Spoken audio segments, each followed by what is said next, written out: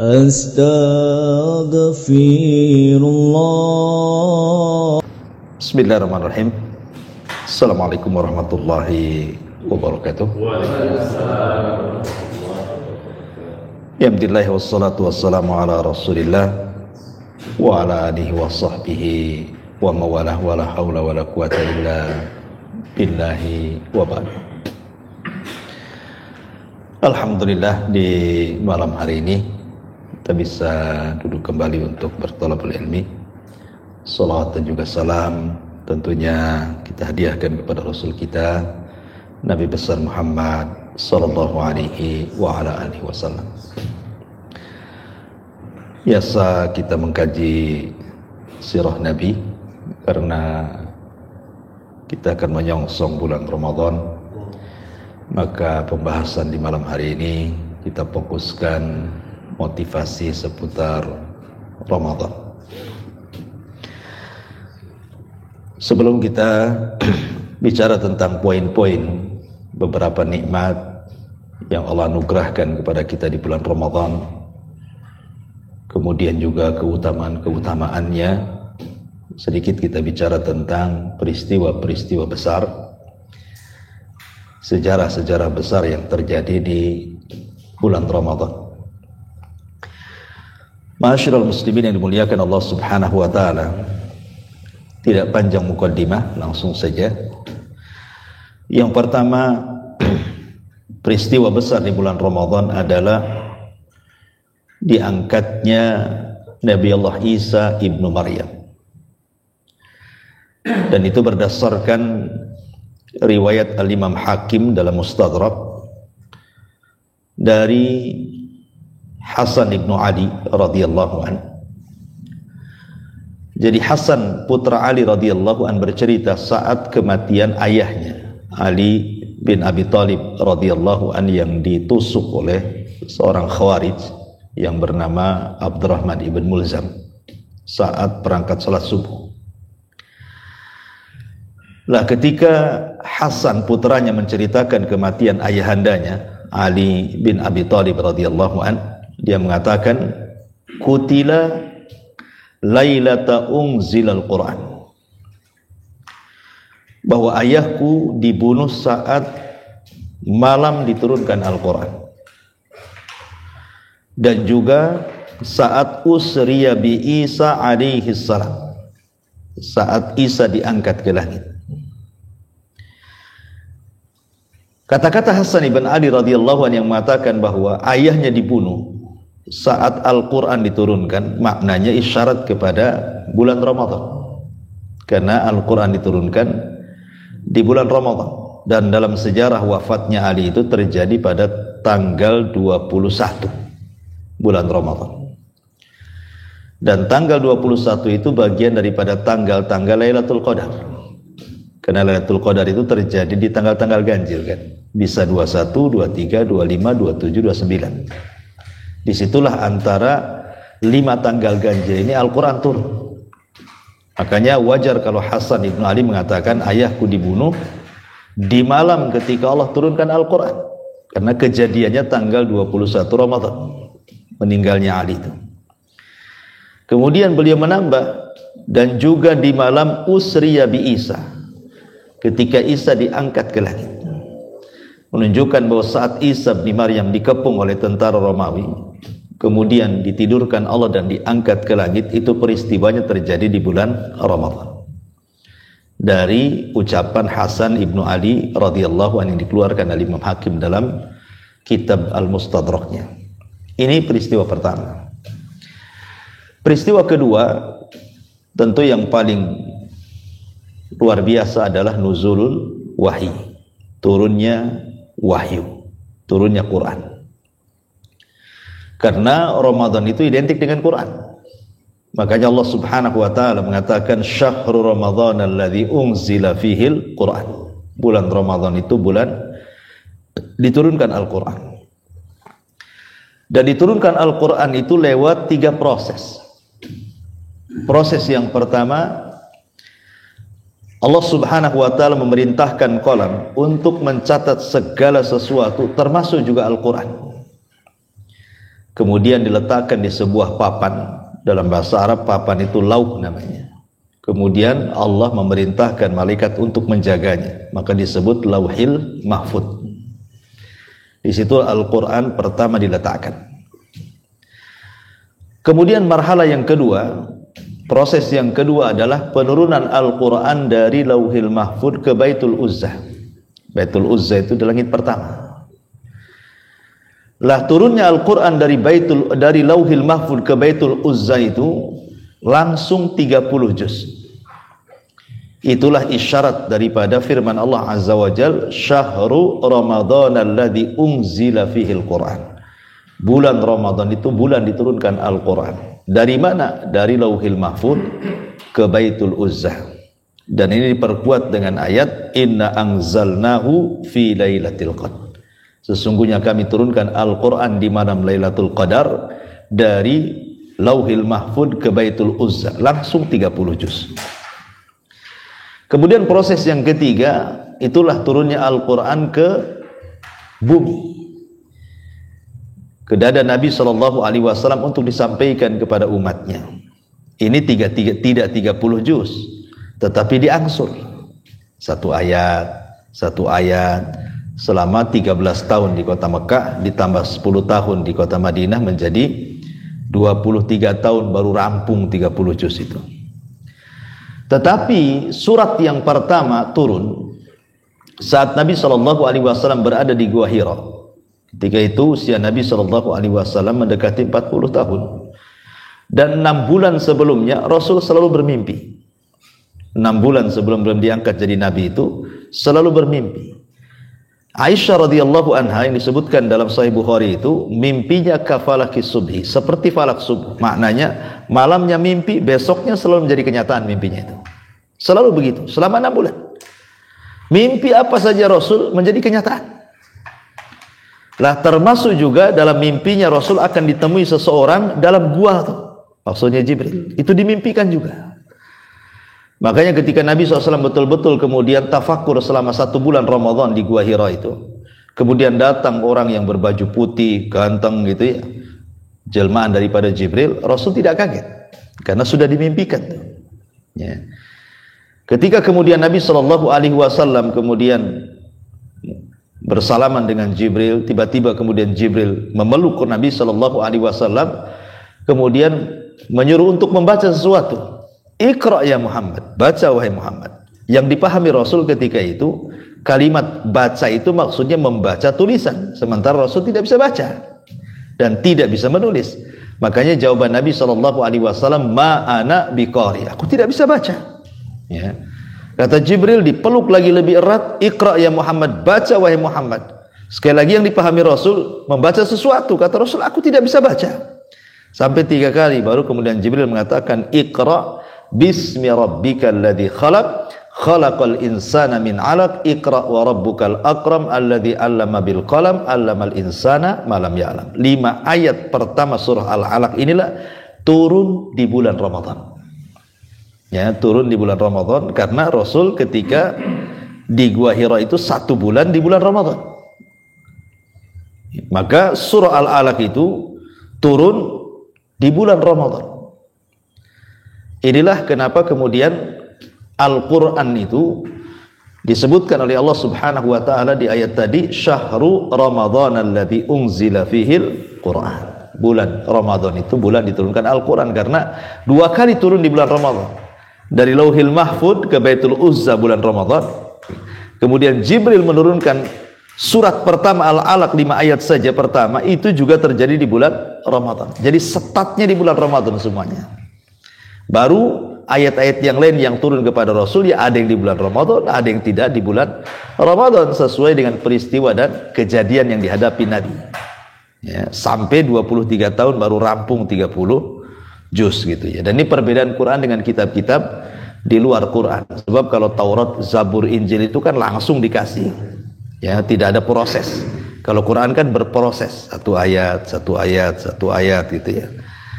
Apa hikmahnya? Ya supaya jangan ada persoalan kecuali ada jawaban dalam Al-Quran.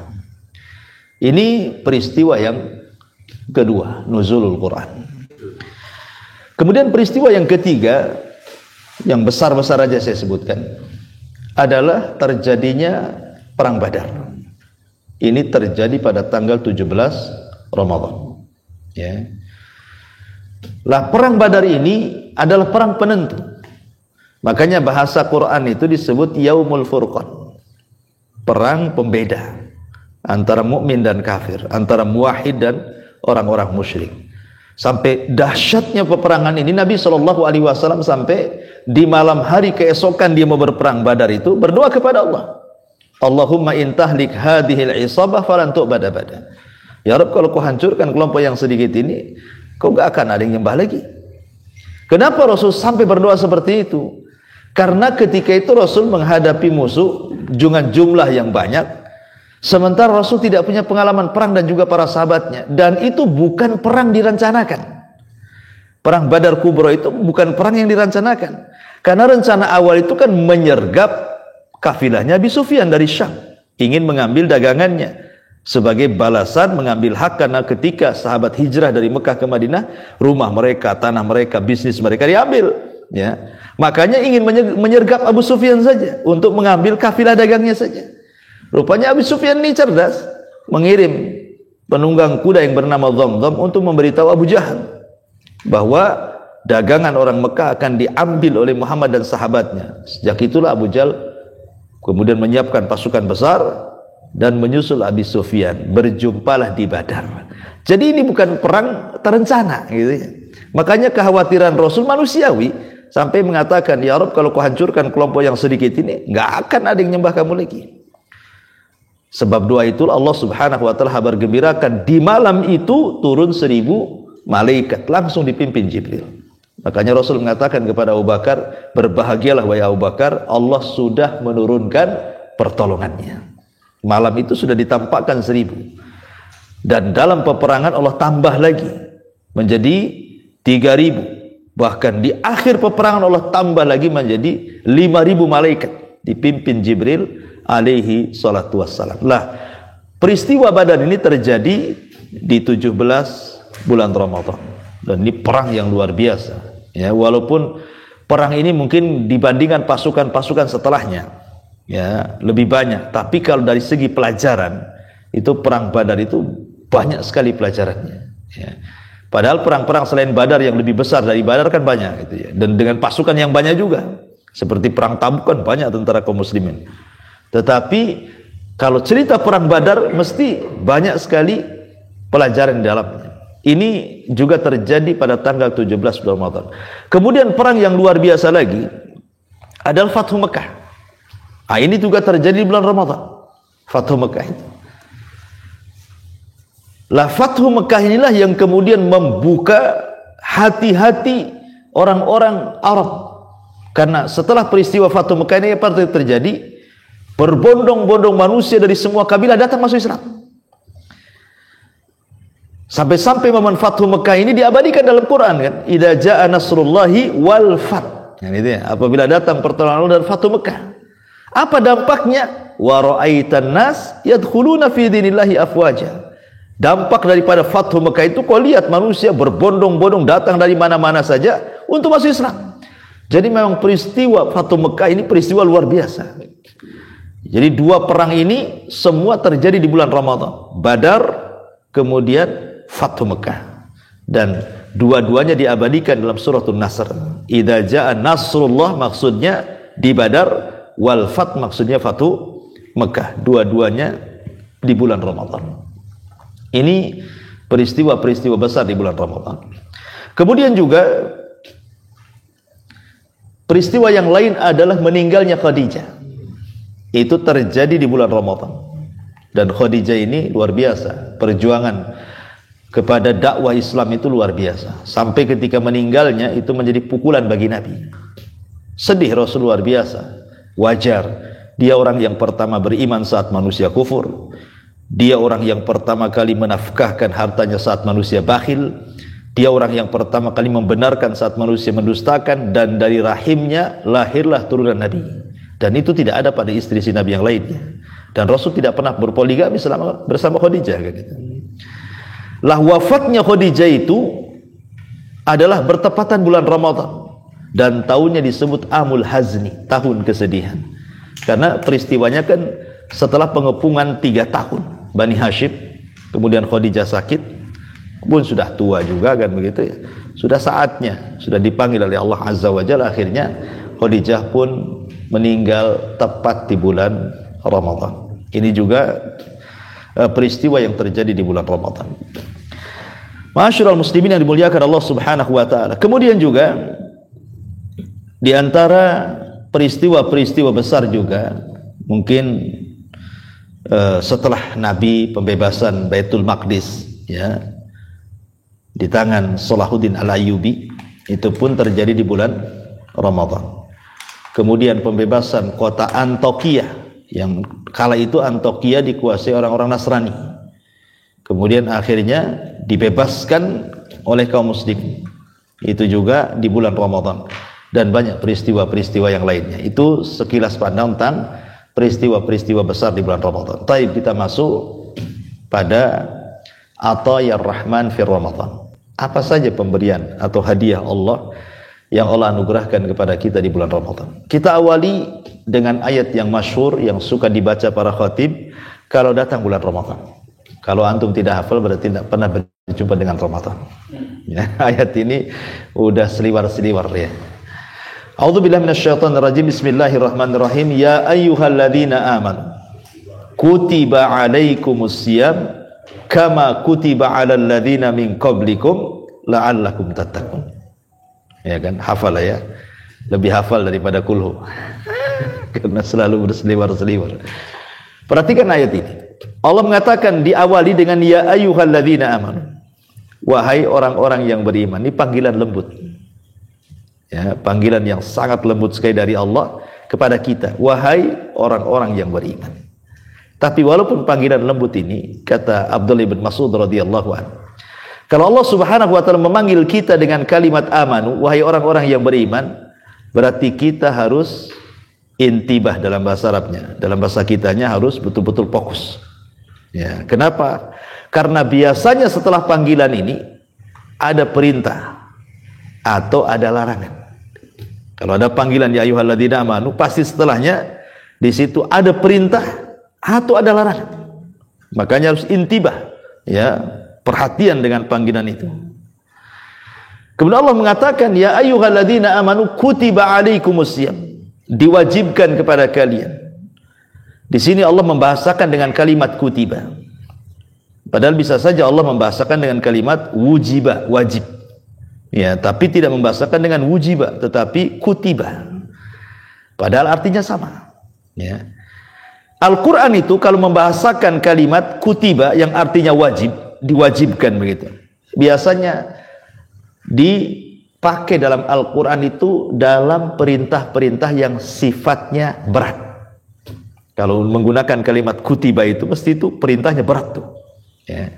Contoh, kutiba alaikum al-qisas, diwajibkan kepada kalian kisos. Kisos kan berat. Ya. Ketika membunuh ringan, ketika dia mau dibunuh berat juga tuh kan gitu ya. Ya, kadang-kadang ketakutan kalau bunuh orang semangat ya, ketika kemudian mau dikisos dia pula ketakutan. Atau Allah mengatakan kutiba alikumul qital, diwajibkan kepada kalian perang. Tidak semua orang bisa perang. Kalau tidak punya keberanian, nggak mungkin orang bisa perang. Kita tidak pernah dengar suara ledakan-ledakan, hanya mercon saja di negeri kita kan. Kemudian kita dibawa tah ke Yaman, tah ke Suria, terkencing-kencing mungkin kita kan itu. Karena tidak pernah mendengar suara-suara seperti itu. Harus ada latihan mental. Ya. Makanya kenapa kalimat kutiba itu untuk hal yang berat, termasuk juga puasa disebut. Allah membahasakan dengan kalimat kutiba karena puasa ini berat, beda dengan ibadah yang lain. Kalau Solat memang berat, tetapi tidak seberat puasa, karena solat itu tidak lama waktunya. Ya kan, paling lama 10 menit. Kalau antum baca 2 kul ya nggak sampai, ya mungkin 5 menit saja kan. Tergantung lah, bisa dipercepat, bisa diperlambat, tergantung tartil dan tidaknya. Ya, yang lebih hebat lagi, yang 7 menit 23 rakaat, nah, itu hebat lagi. 7 menit 23 rakaat, bayangkan bisa lewat tuh kan. Itu dari zaman Nabi sampai sekarang baru dapat penghargaan muri itu. Belum pernah terjadi, baru sekarang kan itu terjadi. Artinya bahwa di sini Allah Subhanahu wa taala hendak mengatakan bahwa puasa itu berat. Berat karena dia mulai dari terbit fajar. Terbit fajar shadiq saja tidak boleh makan, tidak boleh minum, menahan syahwat, menahan pandangan, menahan telinga, menahan otak, menahan lisan, macam-macam. Berat sekali puasa itu. Ya. Dan itu sampai terbenam matahari. Ya. Tetapi Allah Subhanahu wa taala ingin menghibur kita. Memang puasa itu berat. Tetapi puasa ini bukan kalian saja yang berpuasa. Umat dulu sudah diwajibkan puasa. Jadi Allah Subhanahu wa taala ingin menghibur. Iya memang berat. Tetapi bukan kalian saja disuruh puasa itu. Umat-umat dulu sudah disuruh puasa. Nuh memerintahkan umatnya berpuasa. Kemudian Nabi Ibrahim memerintahkan umatnya berpuasa. Nabi Saleh, Nabi Syuaib, dan para nabi yang lainnya juga memerintahkan umatnya berpuasa. Nabi Musa, Nabi Isa, termasuk juga Nabi Muhammad. Ya, jadi jangan kecil hati kalian berpuasa, walaupun puasa berat, bukan kalian aja yang berpuasa, gitu maksudnya. Umat dulu loh sudah berpuasa.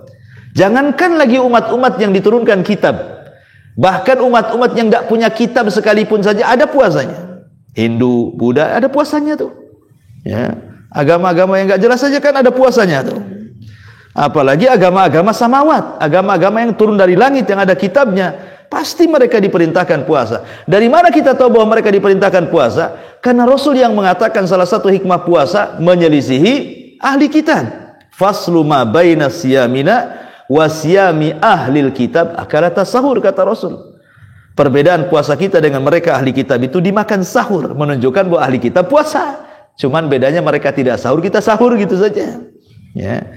Jadi lihat bagaimana Allah Subhanahu wa taala ingin menghibur kita. Bukan kalian saja disuruh puasa, umat sebelum kalian sudah disuruh puasa. Hikmahnya apa? La'allakum tattaqun, agar kalian bertakwa. Kenapa puasa itu kok ditekankan hikmahnya dengan takwa? Bukankah sholat juga sama? Ya, sholat kan juga wasilah takwa. Orang sholat kan bisa takwa juga. Inna sholata tanha 'anil fahsya'i wal munkar. Sholat itu bisa mencegah perbuatan keji dan kemungkaran. Artinya sholat itu wasilah takwa juga. Zakat juga wasilah takwa. Haji juga wasilah takwa, kan gitu ya. Ibadah-ibadah yang lain juga wasilah takwa. Kenapa kemudian difokuskan di sini kepada puasa? La'allakum tattaqun, supaya kalian bertakwa, gitu ya. Ulama menjawab bahwa memang sholat itu wasilah takwa, zakat itu wasilah takwa, tetapi porsi puasa itu lebih banyak, menjadikan orang itu bisa bertakwa dibandingkan ibadah yang lain. Ya, jadi ibadah puasa itu memungkinkan orang itu bisa lebih takwa dibandingkan ibadah yang lain. Kenapa demikian? Perhatikan, makna takwa itu apa sih? Kita kan sering antum sholat Jumat, kadang-kadang khotib selalu setiap Jumat tuh ngomongkan takwa gitu ya kan. Ya, sampai dulu, zaman dulu di negeri kita saja jadi presiden harus takwa katanya. Kalau ndak Batak, kalau nggak orang Batak, orang Jawa. Takwa ini. Batak Jawa katanya. Kan itu ya. Ya, tapi bukan itu maknanya. Maksudnya takwa di sini artinya imtitsal awamirillah wajtinab nawahi, kan itu. Melaksanakan perintah, menjauhi larangan. Itu makna takwa secara global. Dan ibadah puasa satu-satunya ibadah yang seseorang itu lebih cepat menjalankan perintah dan lebih cepat menjauhi larangan dibandingkan yang lainnya. Puasa ini. Apa alasannya? Karena orang yang berpuasa itu mampu menguasai hawa nafsunya sebagaimana orang yang tidak puasa dikuasai hawa nafsunya. Orang kalau puasa dia bisa menguasai hawa nafsunya. Orang yang tidak puasa hawa nafsu yang menguasai dia. Ya. Karena begini, ikhwan, yang menjadikan orang tidak bertakwa itu karena dua perkara. Ya. Pertama, karena dia mengikuti syahwat, sehingga lari dari perintah atau justru melanggar larangan. Atau yang kedua, ya, dia terkena syubhat dari syaitan. Setan yang ngajak untuk maksiat atau melarang-larang untuk ibadah. Musuh kita cuma dua ini saja, ya kan? Hawa nafsu melahirkan syahwat, Syaitan melahirkan syubhat. Ya, ini yang merusak orang takwa tuh. Sehingga orang tidak bisa bertakwa ini karena ngikuti dua perkara ini. Ima ngikuti setan atau ngikuti hawa nafsu. Ya. Lah puasa ini bisa mengalahkan dua-duanya. Kita bisa kalahkan hawa nafsu di bulan Ramadan dan kita bisa kalahkan setan. Bahkan musuh Allah yang ada di bumi saja kita bisa kalahkan Ramadan ini. Kok bisa? Kata Imam Abdul Qayyim rahimahullahu ta'ala, puncak daripada syahwat itu ada 4. Puncak syahwat itu ada 4. Pertama, kathratul kalam, banyak ngomong. Orang kalau banyak ngomong, banyak salahnya. Orang kalau banyak salahnya, banyak dosanya. Orang kalau banyak dosanya, masuk neraka tempatnya. Mana lagi kan gitu ya kan. Makanya jangan banyak ngomong. Ya. Yang kedua, kathratul to'am, banyak makan, banyak minum. Orang kalau banyak makan, banyak minum, kenyang. Orang kalau kenyang, ngantuk. Kalau ngantuk, malas. Malas ibadah, malas segalanya. Dan itu kita bisa buktikan kalau Anda puasa, ya kan? Kemudian pas buka dimakan semua satu meja, tarawih itu udah malas tuh. Itu saja terjadi di bulan Ramadan, apalagi di bulan Ramadan tuh. Ya. Kemudian yang ketiga, kasratun naum, banyak tidur. Banyak tidur itu bukan makin sehat, makin sakit badan semua. Ya, dengan tidur itu lupa segalanya. Namanya orang tidur, kita tidak tahu berapa jam orang tidur itu. Akhirnya harusnya di ibadah bablas gara-gara tidur. Kemudian yang ketiga, kasratul mukhalatah, banyaknya bergaul dengan orang, jalan sana, jalan sini, akhirnya lupa ibadah. Ya, ngobrol sana, ngobrol sini, lupa ibadah. Ini kata Imam Abdul Qayyim, inilah 4 puncak syahwat. Yang kalau orang mengikuti 4 ini berarti telah mengikuti hawa nafsunya. Coba perhatikan, puasa bisa kalahkan 4-4-nya. Orang yang berpuasa tidak mungkin banyak ngomong. Orang berpuasa tidak mungkin banyak ngomong. Haus kalau banyak ngomong, kan gitu ya. Kalau orang banyak ngomong curigai itu, puasa enggak dia? Orang puasa kok banyak ngomong kan itu. Jangan-jangan minum ini, kan itu. Orang puasa itu kebanyakan diem. Makanya salah-salah itu berhenti itu puasa. Gitu ya. Karena kalau banyak ngomong haus, bisa masalah puasanya. Ya. Kemudian yang kedua, orang yang puasa itu biasanya nggak makan, nggak minum. Ya memang orang puasa menahan makan, menahan minum. Ya, syahwat makan dan minumnya sudah terkalahkan dengan puasa. Kemudian orang yang puasa pasti tidak bisa tidur. Cuman anehnya, kita ini kalau puasa kok banyak tidur? Iya, karena Anda menjadikan malam jadi siang, siang pula jadi malam. Ya akhirnya ya banyak tidurlah. Coba kalau malamnya normal tidurnya, normal aja tidurnya. Ya jam 10 tidur, sahur bangun.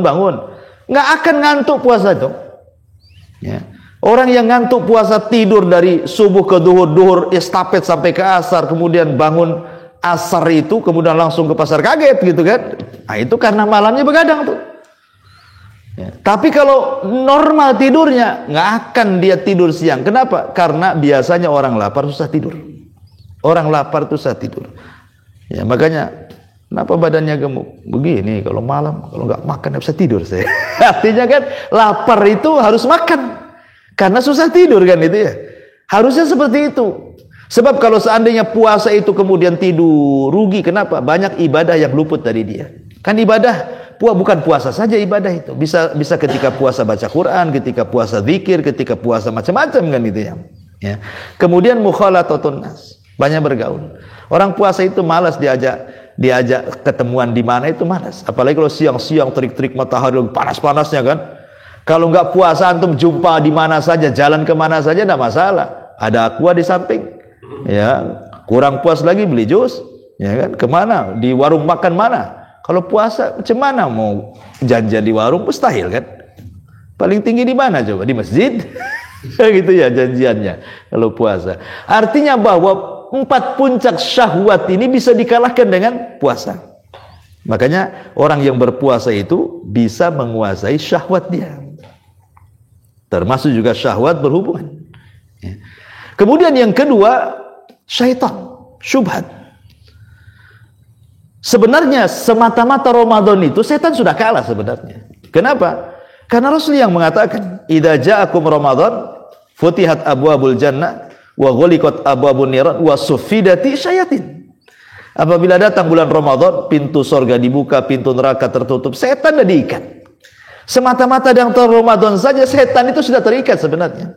Sudah kalah gitu ya. Logikanya kalau antum ini perang kelahi dengan dua musuh, satu terikat di pohon musuhnya, satu pula liar tak terikat. Lebih mudah mana antum mentung kepalanya tuh? Ya lebih mudah yang terikat lah, dia tak ngelawan. Kan terikat kan itu ya. Itu logika saja. Apalagi Ramadan sendirilah syahrul Quran, bulan Al-Quran. Dan setan itu paling tidak suka dengan Quran. Makanya ada hadis yang mengatakan kalau antum baca Al-Baqarah di rumah, lari itu setan itu. Jadi dengan Quran itu bisa mengalahkan setan. Kemudian juga puasa sendiri memperlambat jalan darah.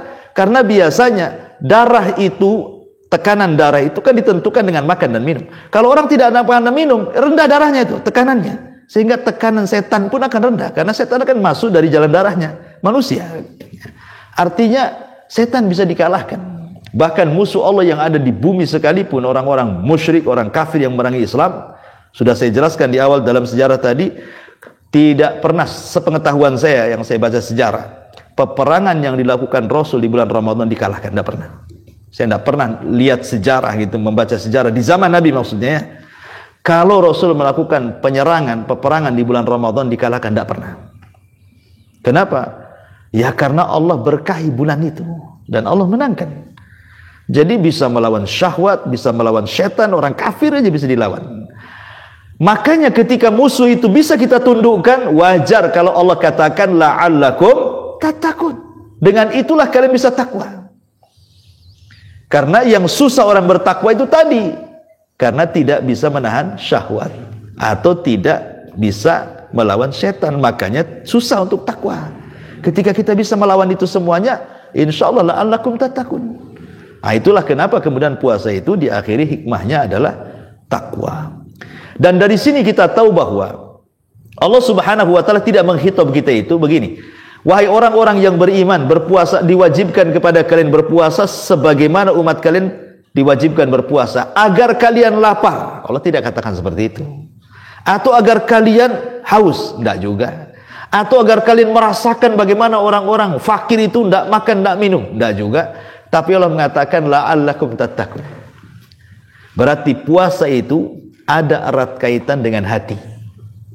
Karena takwa itu di sini kata Nabi, at-taqwa hahuna. Ya, berarti puasa itu sangat erat kait dengan hati. Kenapa coba? Erat kait dengan hati. Imam Ibnul Qayyim mengatakan, hati ini kal malik. Hati ini seperti raja. Dan anggota badan itu adalah rakyatnya. Apapun yang dikatakan raja, maka rakyat akan patuh dengan rajanya. Lah ketika kemudian puasa itu membuahkan takwa, maka anggota badan ini akan baik. Karena rajanya sudah baik. Kan itu ya. Sehingga kalau seandainya kata hati, hei mata jangan memandang yang haram, selamanya tidak akan memandang yang haram. Kata hati, telinga jangan kau dengar yang haram, selamanya nggak akan dengar yang haram. Kata hati, hei kaki jangan kau langkahkan ke tempat haram, tidak akan melangkah kaki ke tempat yang haram. Kenapa? Karena maksiat itu dorongan hati. Ketika hati baik, semuanya baik. Itulah sabda Nabi SAW, ala wa inna fil jasadi mudghah idza saluhat saluhal jasadu kullu wa idza fasadat fasadal jasadu kullu ala wahiyal qalbu, kata Rasul. Dalam jasad manusia terdapat segumpal daging. Kalau dia baik, baik semua. Kalau dia jahat, jahat semua. Itulah jantung, kata Rasul. Hati, jantung. Maksudnya jantung, bukan kabid. Ya. Taib. Ini yang pertama, bahwa di antara ataya pemberian Allah di bulan Ramadan itu adalah Allah Subhanahu wa taala hendak memberikan yang terbaik kepada hati kita dengan cara berpuasa, dan efeknya adalah takwa. Baik, ini yang pertama. Yang kedua, puasa ini ikhwan, atau Ramadan ini adalah musim al-khair, musim kebaikan. Ramadan ini musimnya kebaikan. Dan kebaikan di bulan Ramadan itu akan mudah dilakukan dibandingkan Anda lakukan di luar Ramadan. Ya, ini menjadi sebuah kenyataan. Anda melakukan kebaikan di bulan Ramadan itu mudah, tapi di luar Ramadan belum tentu bisa. Coba kita lihat, tidak ada masjid yang paling penuh kecuali Ramadan. Perhatiin. Coba, ada nggak masjid di luar Ramadan penuh? Nggak, ya waktu tertentu saja. Tapi Ramadan itu semua masjid, semua mushola penuh. Ya, sampai ada masjid mungkin saking sempitnya, tempat sandal itu dikasih terpal. Salat tarawih di situ. Walaupun minggu pertama, minggu kedua safnya makin maju. Sampai minggu ketiga dah pindah ke mall, persiapan Idul Fitri kan itu. Tapi kita lihat bahwa bagaimana permulaan Ramadan itu dengan ramainya masjid menunjukkan apa? Ada dorongan kebaikan di situ. Orang yang nggak pernah sholat wajib saja tarawih dia, ya, nggak pernah itu, nggak nampak muka dia, tahu-tahu ada pula di masjid. Ya, ada dorongan kebaikan di situ. Tidak ada yang paling banyak membaca Quran kecuali di Ramadan. Coba di luar Ramadan orang baca Quran jarang, kecuali ya kaset aja kalau mau azan, qiraah di masjid. Ya itu kaset bukan orang kebanyakan. Tapi Ramadan subhanallah orang baca Quran di mana-mana. Hampir setiap masjid. Sampai semangatnya jam 2 itu enggak dimatiin tuh corongnya. Saking semangatnya itu orang baca Quran tuh. Ya, nggak peduli mau ganggu nggak ganggu, yang penting baca saja kan itu. Tapi kan kita melihat di sini bagaimana orang itu semangat gitu ya baca Quran itu di bulan Ramadan. Bahkan orang yang tidak pernah baca Quran saja atau yang tidak bisa baca Quran, dia bisa dengar Quran di bulan Ramadan itu. Dia bisa mendengarkan Quran dari rumahnya gitu, luar biasa gitu ya. Ini fenomena yang kalau Ramadan seperti itu kan. Bahkan tidak ada sedekah terbanyak kecuali Ramadan. Orang bakhil saja Ramadan itu dermawan. Kalau Anda puasa Senin Kemis, datang ke masjid mana saja, nggak ada yang menyediakan iftar. Tapi Ramadan semua masjid ada iftar. Adalah macam-macam gitu ya. Luar biasa tuh coba. Orang bakhil pun ikut dia iftar itu. Ngasih juga bukan. Menunjukkan dari sini saya katakan bahwa Ramadan itu musim kebaikan. Bahkan tidak ada yang paling banyak bertobat kecuali Ramadan. Bahkan orang yang paling banyak masuk Islam itu di bulan Ramadan. Bahkan orang-orang yang menutup aurat saja itu paling banyak di bulan Ramadan tuh. Artis-artis saja di bulan Ramadan pakai jilbab loh. Jangan salah. Ya. Terlepas di luar Ramadan dibuka lagi, tapi kita lihat banyak kan presenter-presenter TV aja pakai jilbab mereka kan itu ya. Malulah, minimalnya kan ada dorongan kebaikan. Lah ini sebenarnya dari sini apa sih hikmah kenapa Ramadan itu musimul khair itu, musim kebaikan? Hikmahnya kalau Anda ingin berubah. Kesempatan berubah itu yang paling bisa Ramadan. Kalau ingin berubah. Ya. Kenapa demikian? Jangankan lagi manusia, alam semesta saja bisa berubah. Lihat hadis yang tadi saya baca. Apabila datang bulan Ramadan, pintu langit dibuka. Dalam riwayat pintu sorga dibuka, pintu neraka ditutup, setan diikat. Artinya bahwa dengan datangnya Ramadan, langit bisa berubah, sorga bisa berubah, neraka pun berubah, alam setan berubah, alam malaikat lo berubah. Lah kalau alam-alam itu bisa berubah, lo kita tidak bisa berubah, ini gimana ceritanya? Ya. Kenapa saya katakan demikian? Karena begini, setan udah diikat, pintu surga dibuka, pintu neraka ditutup, ya kan? Orang berbuat baik lebih banyak. Kalau tidak menjadikan Anda untuk berubah di bulan Ramadan, di luar Ramadan mustahil Anda berubah. Di Ramadan aja tidak bisa berubah, kok mengharap di luar Ramadan pula tobat? Di luar Ramadan setan berkeliaran di mana-mana. Ya kan? Pintu surga ditutup lagi. Hembusan-hembusan neraka dibuka lagi kan gitu. Pintu langit ditutup. Apalagi? Ya. Susah kalau ingin berubah, memang satu-satunya di bulan Ramadan mau diapa lagi, itu yang paling cepat itu. Kalau di Ramadan saja tidak bisa berubah, itu keterlaluan. Kenapa? Karena Ramadan sendiri adalah bulan tarbiyah masalahnya. Kenapa saya katakan tarbiyah?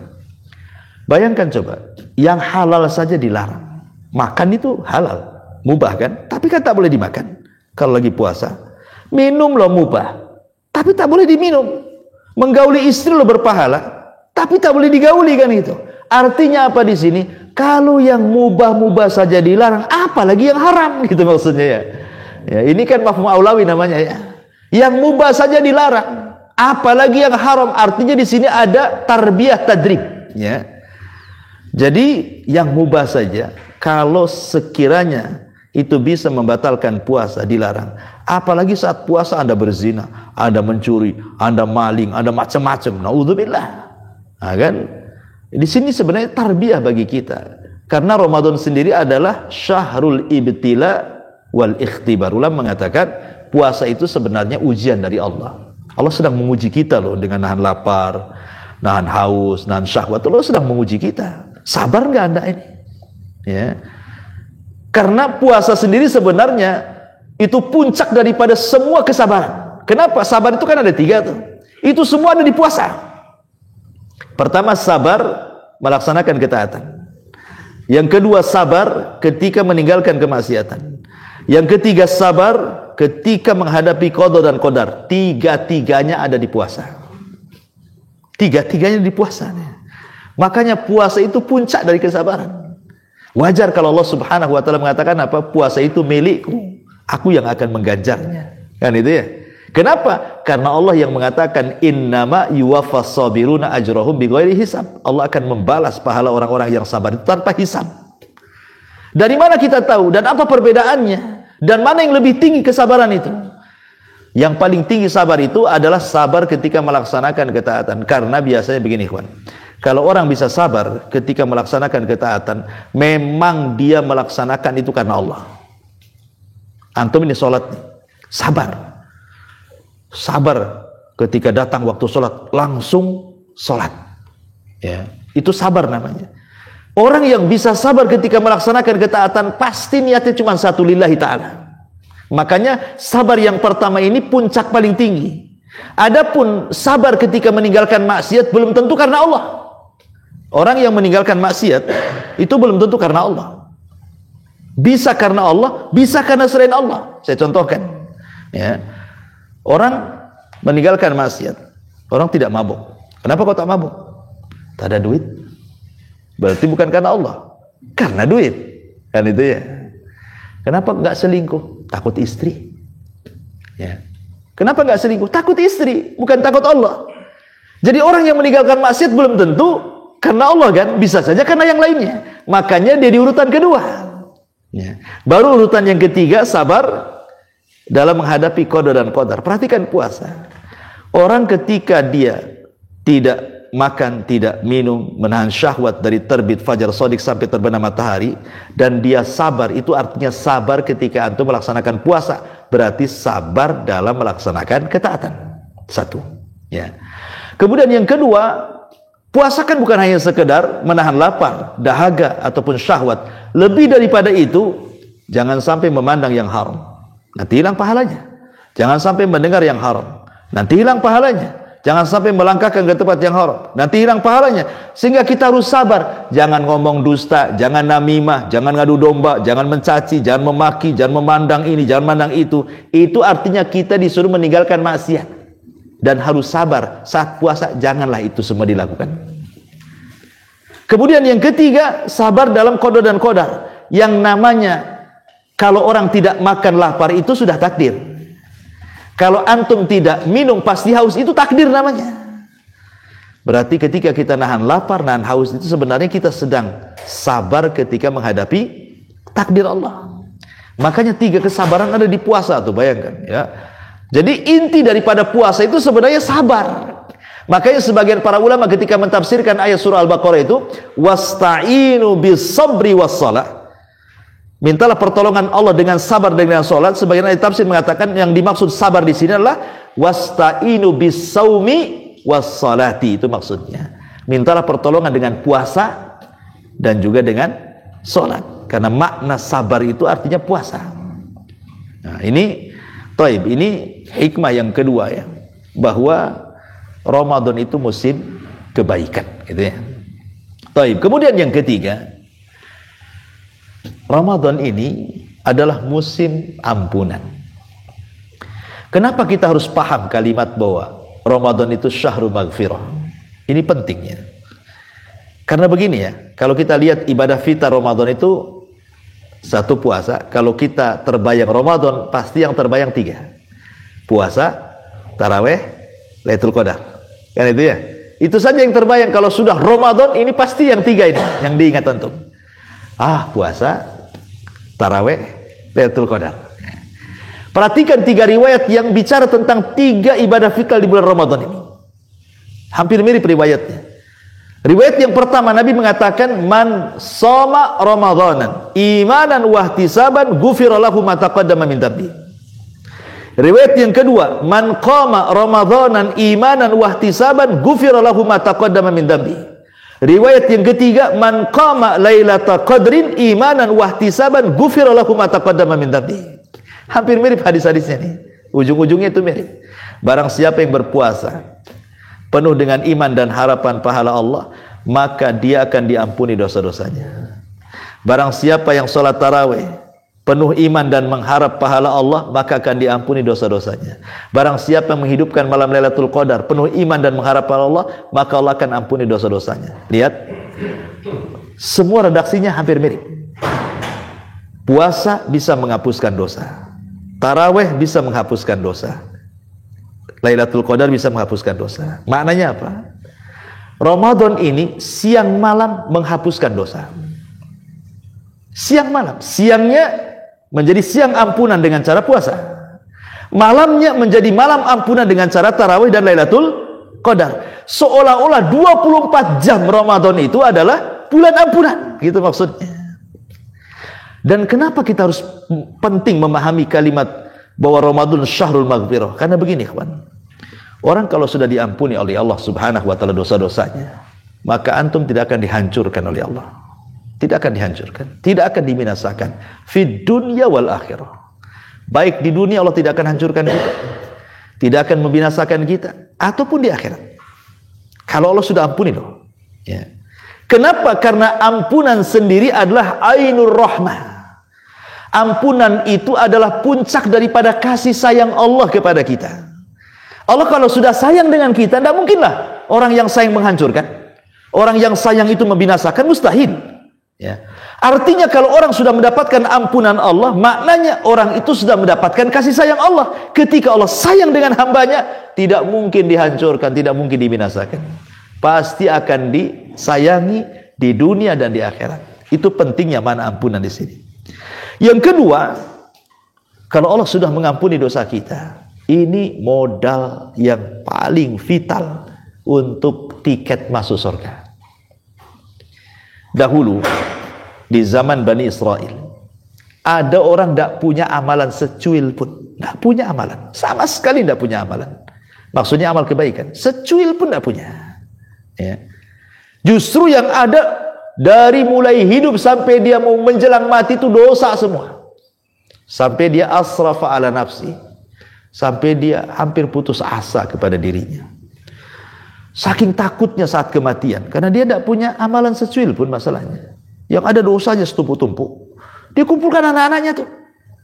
Dan dia ngomong sama anak-anaknya, nah kalau aku mati, tolong bakar aku. Kemudian debuku kalian lepaskan di beberapa lautan yang ada di bumi ini. Apa alasannya? La in qadarallah. Ini di sini syahidnya. Kalau Allah sanggup membangkitkan aku setelah ini, maka saya akan diazab oleh Allah dengan azab yang belum pernah diazab sebelum dan sesudahnya. Ya. Jadi dia minta berwasiat kepada anaknya. Akhirnya wasiatnya dilaksanakan sama anak-anaknya. Ketika orang tuanya betul-betul mati, wasiatnya dilaksanakan, dibakar tuh jasad bapaknya. Kemudian abunya itu diletakkan di laut sana, di laut sini, di laut sini, persis seperti wasiatnya. Tetapi dia tidak paham Allah itu ala kulli syai'in qadir. Ketika kemudian Allah Subhanahu wa taala berkehendak, tiba-tiba tuh abu-abu dari semua lautan itu terkumpul semuanya dan jadi jasad kembali. Kemudian Allah mengatakan kepada orang ini, ya, ma hamalaka ala ma fa'alta, apa yang membuat kamu melakukan ini? Ya. Maka dia mengatakan khaufuka lillah, karena aku takut kepadamu ya Rabb. Kemudian Allah melihat rasa takutnya yang ikhlas. Allah mengatakan, kalau begitu ghafartu dzambaka, aku ampuni dosa-dosamu. Dan dia dimasukkan ke surga karena takutnya dia kepada Allah. Ini kisah Bani Israel. Lihat, ketika Allah sudah mengampuni, ini satu tiket masuk surga. Padahal orang ini secuil pun tidak punya amalan. Tapi ketika Allah sudah ampuni, masuk surga dia. Ini satu kisah. Atau kisah yang masyhur yang sering antum dengar. Kisah seorang yang membunuh 99 jiwa. Ya kan? Kita saja kalau punya tetangga membunuh orang dengan cara dimutilasi, masukkan ke koper, tahu-tahu ke singkap polisi, wah kita katakan sadis sekali itu. Itu baru satu yang dibunuh tuh. Gimana kalau 99 jiwa dia bunuh kayak gitu kan? Ya kita katakan sadis di atas sadis lah kan gitu. Mungkin netizen satu dunia mencela dia. Bukan Indonesia saja tuh. Satu dunia sepakat mencela dia. Tetapi lihat ketika Allah Subhanahu wa taala menaruh kepada orang yang membunuh 99 jiwa ini hidayah, akhirnya ingin tobat dia. Kemudian dia datang kepada seorang rahib, karena di zaman itu kan agama Nasrani belum ada Islam, itulah agama yang hak. Datang dia ke gereja, nemui rahib. Rahib pula dia ahli ibadah, tak ada ilmu.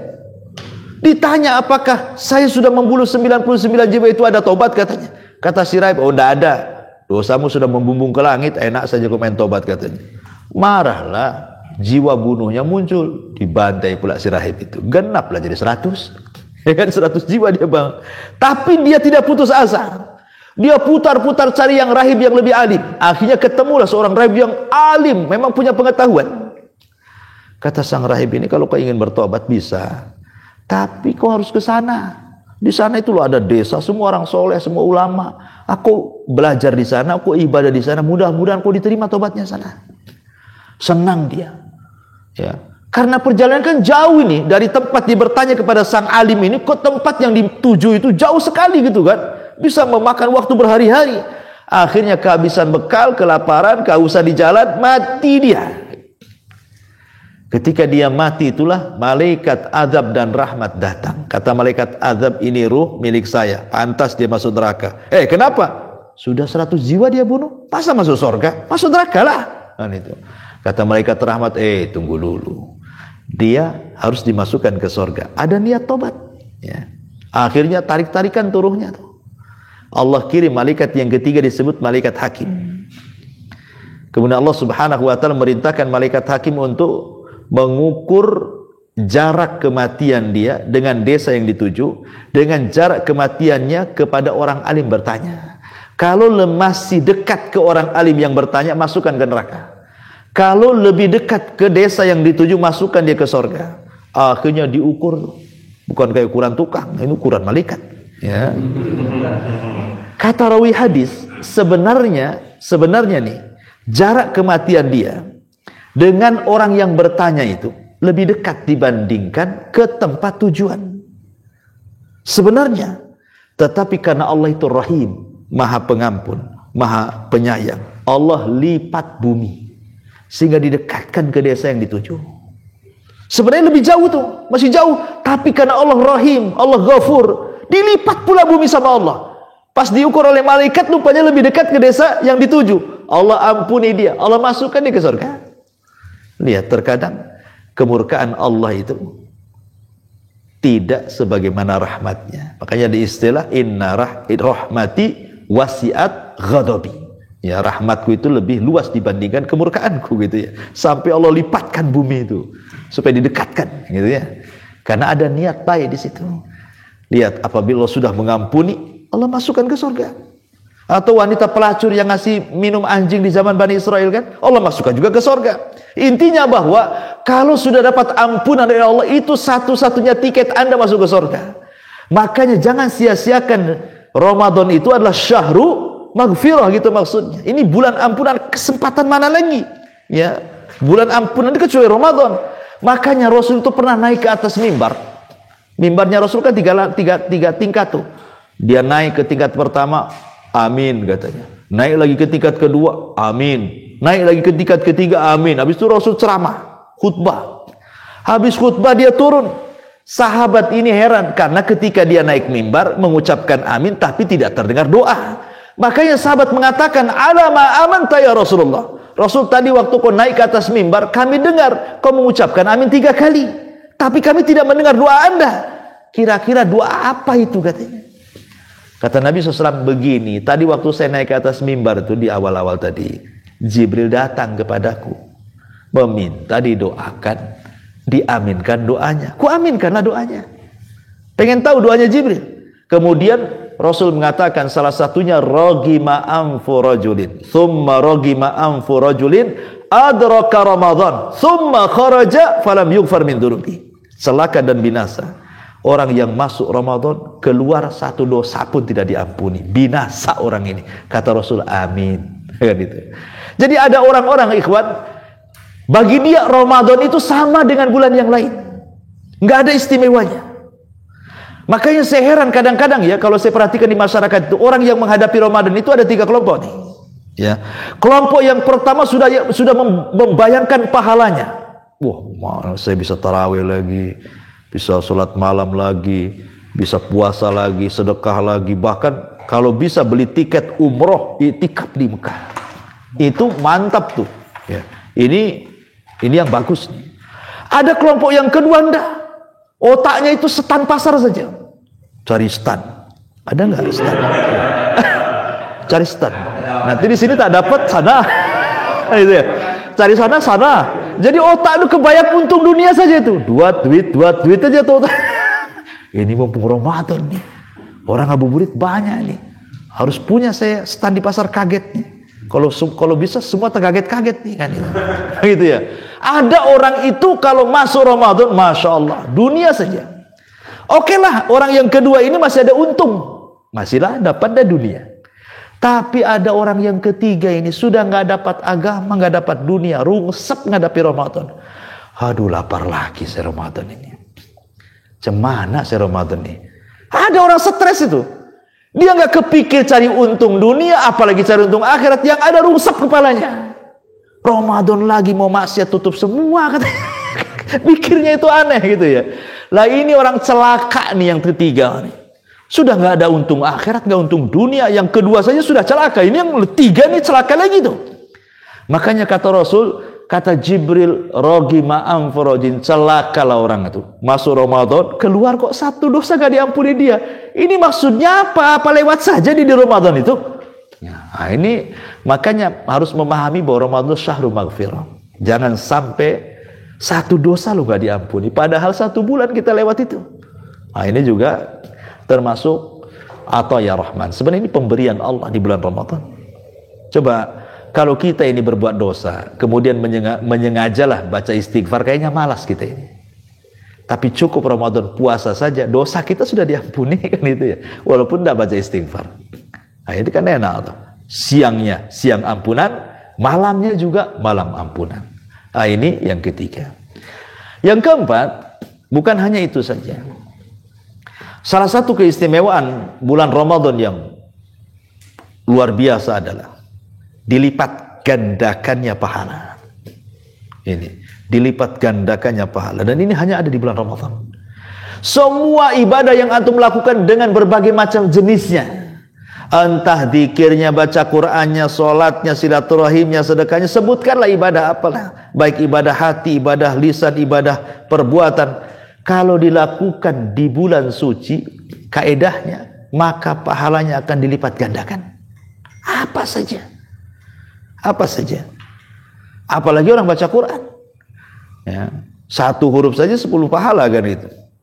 Coba bayangkan Fatihah saja itu berapa huruf tuh, kalikan 10, bisa ribuan pahala antum dapat.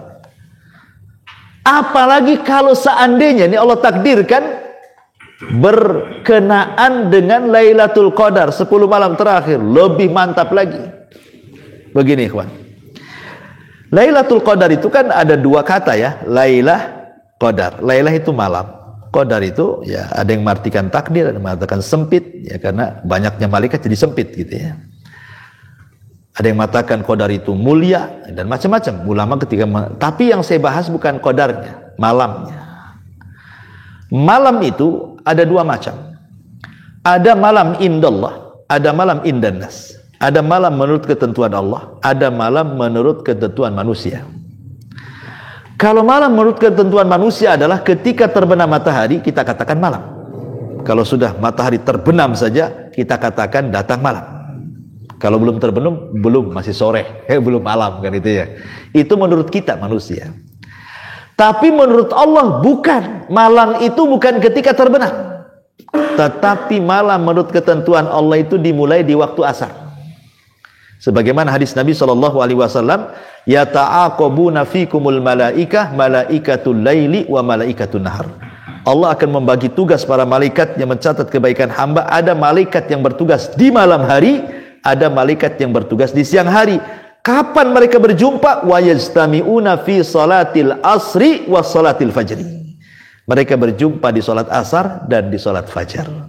Berarti malaikat malam mulai bertugas di waktu asar sampai fajar, malaikat siang bertugas di waktu fajar sampai asar. Dari sini kita tahu malam menurut ketentuan Allah itu waktu asar. Masuk waktu asar menurut Allah malam. Masuk maghrib menurut manusia malam. Pertanyaannya, Lailatul Qadar itu milik siapa? Ya kan? Milik kita kah milik Allah?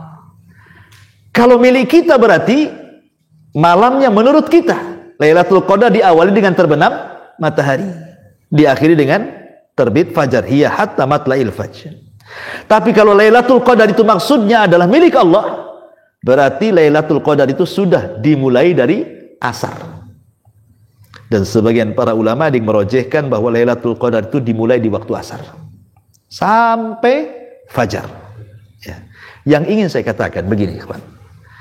Lailatul Qadar itu kan sama dengan Ismul A'zam di dalam Asmaul Husna. Berdasarkan perkataan Aisyah radhiyallahu anha, di dalam Asmaul Husna yang 99 itu, salah satunya ada Ismul A'zam, nama Allah yang sangat agung, yang kalau Anda sebut nama itu kemudian berdoa pasti mustajab.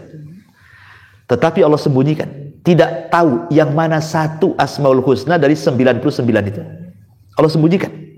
Ya. Sebagaimana Lailatul Qadar juga Allah sembunyikan di 10 malam akhir Ramadan. Tidak tahu malam keberapa. Karena kalau seandainya kita tarik tanggal ganjil itu mulai tanggal 20. Kita tarik tanggal ganjil 20. Berarti malam ganjilnya bisa 21, 23, 25, 27, 29. Ini kalau penanggalannya stop di 29. Tapi kalau kita tarik dari atas, dari tanggal 30 ke bawah, berarti jatuhnya 28, 26, 24, 22. Malam ganjilnya kan gitu, kalau dari atas ya. Kalau kita tarik dari atas 30 ke bawah, itu akan berbeda dengan dari 20 ke atas. Ya. Seolah-olah ulama ingin mengatakan, anggap saja tanggal 20 sampai tanggal 30 itu semua malam ganjil. Gitu maksudnya. Apalagi negeri kita ini kadang-kadang ada yang puasa duluan, ada yang puasa belakangan. Sehingga menurut kita ganjil, menurut dia genap. Kan itu kan. Kan repot tuh.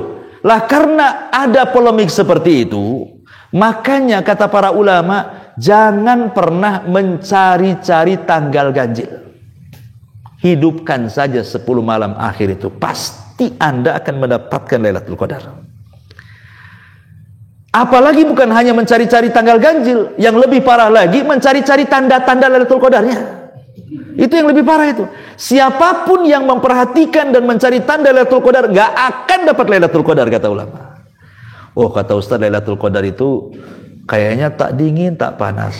Tapi kok kayaknya dingin? Iya, lagi meriang Anda. Cemana bisa membedakan ini apa nggak dingin nggak panas? Orang demam nggak bisa lah merasakan. Karena katanya ada tambahan cahaya, nggak bisa listrik nyala semua. Kecuali Anda hidup di hutan, nampaklah tambahan cahaya. Ya, jadi intinya bahwa kata para ulama, jangan sibuk cari tanggal ganjil, jangan sibuk cari tanda-tanda. Hidupkan saja dari tanggal 20 sampai 29 atau 30 kalau memang itu digenapkan. Insya Allah. Dan saya yakin pasti dari 20 hari itu pasti antum dapat Lailatul Qadar. Saya sederhana saja saya contohkan begini. Umpamanya antum punya uang 100.000. Punya uang 100.000. Antum tukar pecah menjadi 10.000. Kan jadi ada 10 lembar kan. 100 kita pecah jadi 10 lembar. Kemudian antum setiap malam kasihlah kotak infak itu 10.000. Besoknya lagi 10.000. Besoknya lagi 10.000. Sampai 10 hari habis uang antum. Saya yakin Dari 10.000 itu pasti ada yang bertepatan dengan Lailatul Qadar. Tidak mungkin tidak. Ya kan? Pastilah, tidak mungkin lah. Antum 10 hari infak, 10.000, 10.000, 10.000. Pasti yang 10.000 itu pasti bertepatan dengan Lailatul Qadar. Tidak mungkin tidak. Seandainya yang 10.000 itu bertepatan dengan Lailatul Qadar, logikanya loh. Lailatul Qadar itu kan khairu min alfi syahrin. Lebih baik daripada 1.000 bulan. 1.000 bulan itu sama dengan 84 tahun. Berarti seolah-olah antum setiap hari nyumbang 10.000 sampai 84 tahun. Berapa miliar antum nyumbang malam itu? Itu maksudnya. Artinya, cobalah kita cerdas-cerdas gitu. Setiap hari itu apalah yang diamalkan yang sifatnya rutinitas. Tidak harus besar, tetapi rutin 10 hari. Contoh sederhana. Antum setiap malam baca Quran. Anggaplah surat yang antum hafal lah, karena mungkin kadang ke masjid, kadang tidak, kadang bawa handphone, kadang lolbet gitu, dan begitu seterusnya kan. Anggaplah habis maghrib, disempatkanlah baca kulhu sajalah, yang mudah kan. Kulhu wallahu ahad, Allahus samad, lam yalid walam yulad walam yakul lahu kufuwan ahad. Besoknya baca kulhu lagi. Besoknya baca kulhu lagi. Sampai akhir. Saya yakin yang antum baca kulhu wallah itu pasti ada yang bertepatan dengan Lailatul Qadar. Iya kan? Enggak mungkin tidak. Sempet kulhu yang antum baca itu bertepatan dengan Lailatul Qadar. Kulhu wallah itu berapa huruf tuh di situ? Berapa huruf? Kalikan 10, kalikan 84 tahun. Seolah-olah antum menghatamkan Quran berkali-kali tuh. Itu kan? Itu maksudnya, buatlah satu ibadah yang sifatnya rutin setiap hari gitu. Entah sedekah, entah baca Quran, entah berzikir. Yang penting rutin setiap hari. 10 hari itu, insya Allah akan ada yang bertepatan dengan Lailatul Qadar itu. Tidak mungkin tidak. Ya karena Lailatul Qadar kan ada yang memang Allah berikan karunia, dia bisa menghidupkan satu malam. Tapi kan ada orang-orang yang mungkin sibuk kerja, ya kan? Mungkin dia tidak bisa itikaf. Ya, mungkin dia orangnya juga tidak bisa, harus jaga malam karena besok harus kerja, macam-macam kan orang itu kan. Ya, oke lah. Walaupun kita ini jangan sampai tidak mendapatkan seluruh malam, jangan pula separuh malam atau sepertiga malam atau seperempat malam, tak dapat pula kita di situ setiap malamnya gitu ya. Jadi ya walaupun 1 jam jadilah kan itu. Setiap habis isya 1 jam, entah baca Quran, entah sedekah, entah apa, pokoknya tiap hari. Pasti itu akan bertepatan dengan Lailatul Qadar tuh. Nggak mungkin tidak tuh. Ya. Wallahu a'lam. Sebenarnya banyak sih. Juga mulainya dari jam 10 juga kalau ini saya nulis ada 52 poin. Ini udah saya tulis. Tapi kan baru 5 poin, ya. Ini 52 poin saya tulis. Berarti durasi Lailatul Qadar itu memang dari asar sampai fajar, bukan cuma 1 jam 2 jam di antara malam itu gitu. Enggak. Ya pokoknya dari asar sampai fajar ya itu Lailatul Qadar. Seperti waktu duha. Waktu duha kan dari terbit matahari meninggi setombak sampai waktu zuhur. Di setelah itu salat duha. Ya kan bisa di jam berapanya terserah. Ya. Jadi kalau memang nggak sanggup, makanya kenapa kata para ulama kalau 10 akhir Ramadan itu ada 3 nasihat para ulama nih kalau sudah 10 terakhir Ramadan. Nasihat yang pertama, ini saya masih ingat nasihat guru-guru kita. Jangan sibukkan keluarga dengan pekerjaan yang biasa dilakukan. Umpamanya istri antum, ya biasa kan masak, sahur, nyuci, ngepel, apalah aktivitas perempuan gitu ya. Kalau 10 akhir Ramadan, berikan kesempatan mereka seperti antum punya kesempatan mencari Lailatul Qadar. Ringankan mereka. Sudah dek, nggak usah masak, COD saja. Nggak usah nyuci, laundrykan saja. Ya. Gitu maksudnya. Masuk Pak Eko, masuk. Aman itu. Artinya bahwa ringankan. Jangan kita saja dapat Lailatul Qadar, kita khusus sholat, istri nguap-nguap. Ya, gimana ceritanya? Kan kita ingin masuk surga sama-sama kan itu ya. 10 akhir Ramadan tuh tolonglah ringankan keluarga. Ringankan, mudahkan semuanya. Nggak usah masak, nggak usah. Sudah beres, saya tanggung. Sudah saya cateringkan. Selesai. Jadi Anda bisa cari Lailatul Qadar, istri pun juga dapat. Kan sama-sama satu keluarga masuk surga. Gitu maksudnya. Ini satu. Yang kedua, ingat 10 terakhir Ramadan itu jangan pernah meninggalkan 3 waktu doa. Jangan pernah meninggalkan. 10 akhir Ramadan. Ya sebenarnya setiap hari di bulan Ramadan, tapi saya prioritaskan di 10 akhir Ramadan. 3 waktu itu jangan pernah antum tinggalkan. Karena pasti antum bisa melakukan dan terbangun di 3 waktu itu. Pertama, menjelang berbuka. Ini waktu mustajab doa. Kata Nabi SAW, ada 3 waktu yang tidak mungkin ditolak doanya. Salah satunya da'watus sha'im inda fitri. Doa orang yang berpuasa saat berbuka. Itu mustajab tuh. Ya, karena di situ ada 2 kebahagiaan. Bahagia saat berbuka karena di situ ada doa yang mustajab, bahagia nanti kalau berjumpa dengan Allah di akhirat tuh. Ya. Ya, ini pertama. Jangan lupakan 5 menit jadilah sebelum kita berbuka. Karena terkadang kita ini lupa dengan doa karena melihat kolak dan kawan-kawan biasanya. Itu lupa doa akhirnya kan karena ada siap santap. Yang kedua, jangan lupakan sepertiga akhir malam. Dan di Ramadan pasti antum bangun. Nggak mungkin nggak bangun. Sahur, ya kan? Kalau di Ramadan nggak mungkin antum bangun. Tapi sepertiga akhir malam di Ramadan wajib bangun. Nggak bangun aja diobrol-obrolin tuh. Ya kan? Ribut orang luar, bangun sahur kan itu. Belum lagi di masjid. Pasti bangun. Di hari biasa nggak mungkin antum bangun kecuali antum kedinginan, pengen kencing, kemudian kencing tidur lagi, ya kan? Itu di hari-hari biasa. Kalau di Ramadan tuh pasti bangun. Jangan perhatikan sahurnya saja. 5 menit jadi angkat kedua tangan berdoa. Kemudian yang ketiga, setelah subuh, sebelum terbit matahari, itu waktu berkah. Pertanyaannya, apa yang harus antum doakan di situ? Lafaz apa yang harus antum doakan di situ? Ya. Lafaz yang paling penting di situ adalah satu saja. Minta kepada Allah, baik saat berbuka, baik sepertiga malam akhir, baik setelah subuh, minta satu kalimat. Ya Allah, merdekakan saya, keluarga saya, anak saya, istri saya, orang tua saya dari api neraka. Itu saja satu. Itu doanya. Kenapa? Karena Rasul yang mengatakan, lillahi utaqa'u minan nar fi kulli lailati min Ramadan. Setiap malam itu Allah akan memerdekakan sesuai dengan kehendaknya hamba-hambanya setiap hari di bulan Ramadan, setiap malam dari api neraka. Jadi Allah itu setiap malam akan memerdekakan hambanya yang dikehendakinya dari api neraka. Apa masalahnya? Ingat ikhwan, kalau umur antum ada yang 40, 50, 60, 70 tahun enggak lah ya. Ya. Paling tinggi 50 atau lebih. Berapa? 60. 60 lah ya. Nah, itu udah dekat tuh, hati-hati. Artinya bahwa kalau usia kita sudah 50, kepala 60, artinya kan Ramadan sudah berulang. Sudah berapa kali Ramadan sama kita itu? Mulai dari umur 15 tahun kita akil balik. Kan sudah terulang-ulang tuh. Ya. Kalaulah Allah Subhanahu wa ta'ala takdirkan entah Ramadan keberapa kan itu ya. Satu malam saja rupanya Allah takdirkan kita pula orang yang dibebaskan dari api neraka, selamanya antum tidak akan masuk neraka. Selamanya antum tidak. Karena Allah yang berkehendak antum terbebas dari api neraka.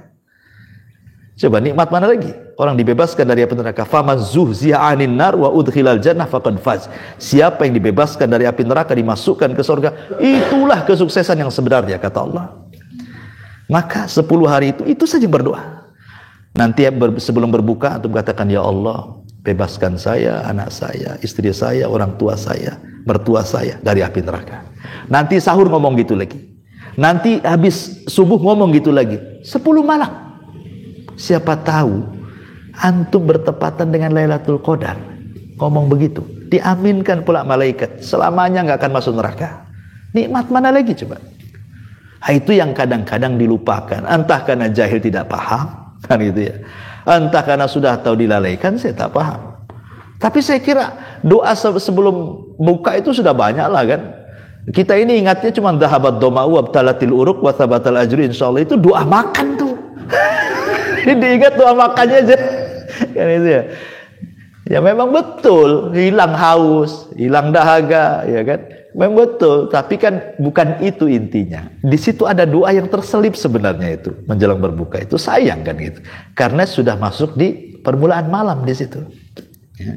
Nah, itu saja. Kemudian nasihat yang ketiga kata para ulama selain daripada ini, ya, 10 akhir Ramadan itu artinya jangan sampai kemudian waktu-waktu yang indah. 10 akhir Ramadan kan waktu-waktu yang indah itu. Artinya jadikan itu seolah-olah ar-Ramadan bil khawatim.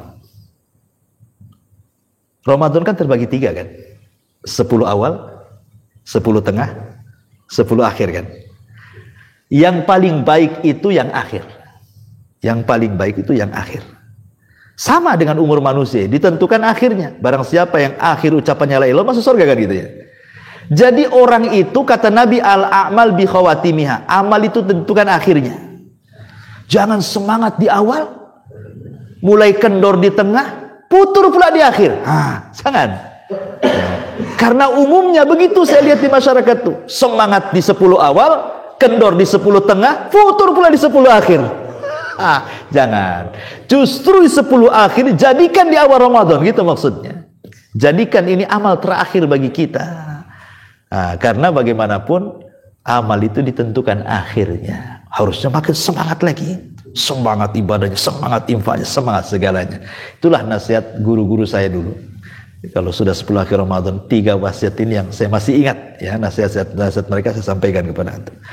Wallahu a'lam. Ya, saya kira bisa dipahami ya. Baik.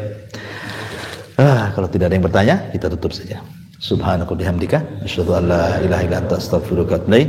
Allahu ta'ala. Assalamualaikum warahmatullahi wabarakatuh.